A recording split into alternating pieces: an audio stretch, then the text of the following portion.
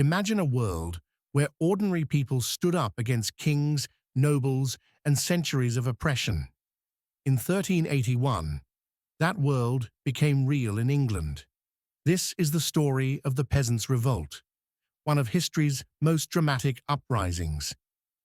Subscribe to our channel for more amazing stories, and don't forget to check out the video link. England in the late 14th century was a nation under immense pressure. Just decades earlier, the Black Death had ravaged the population, killing nearly a third of the people. Those who survived found themselves in a paradoxical situation. Labor was scarce, and they had newfound bargaining power, yet the ruling class attempted to enforce pre-plague wages and laws.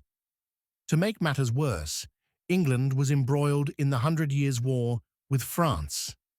The Crown imposed heavy taxes to fund the war, including the infamous poll taxes.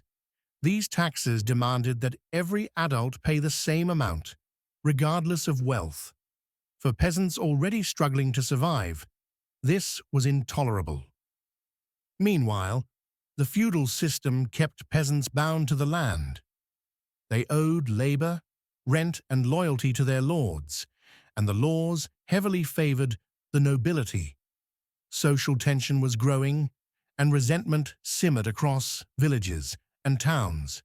In May 1381, the final poll tax was enforced. People in Kent and Essex refused to pay, demanding justice. Authorities responded with arrests and executions, and anger spread like wildfire. Soon, thousands of peasants were marching toward London, determined to challenge the status quo.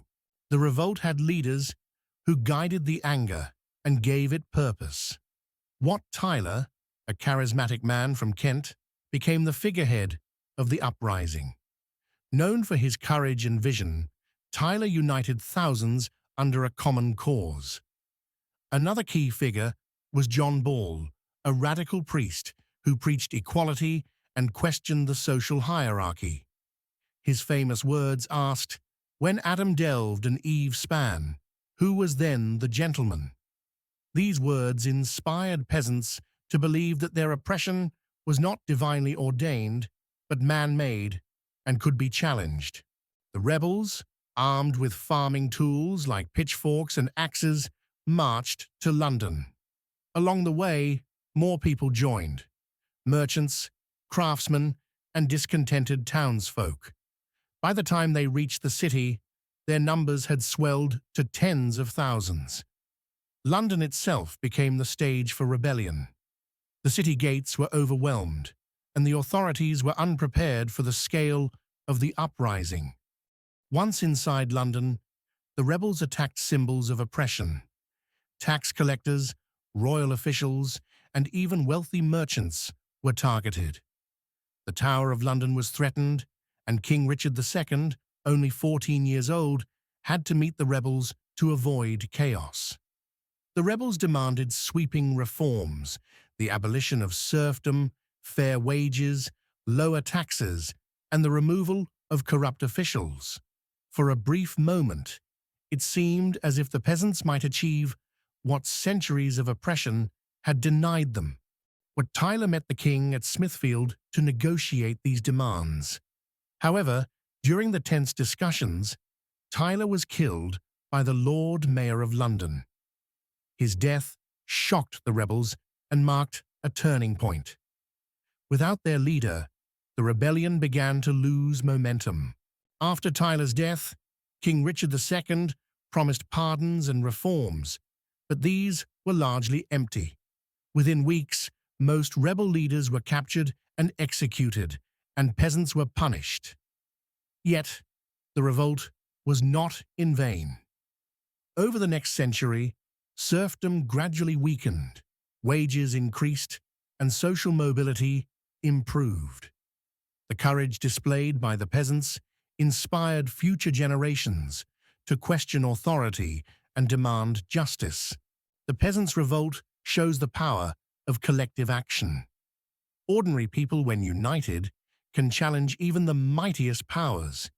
It also demonstrates that ideas, like those preached by John Ball, can be as powerful as weapons. And it reminds us that oppression often sows the seeds of its own downfall. Some rebels carried banners depicting saints alongside peasants, symbolizing divine support for their cause. The revolt also inspired literature for centuries, including references in Chaucer's works.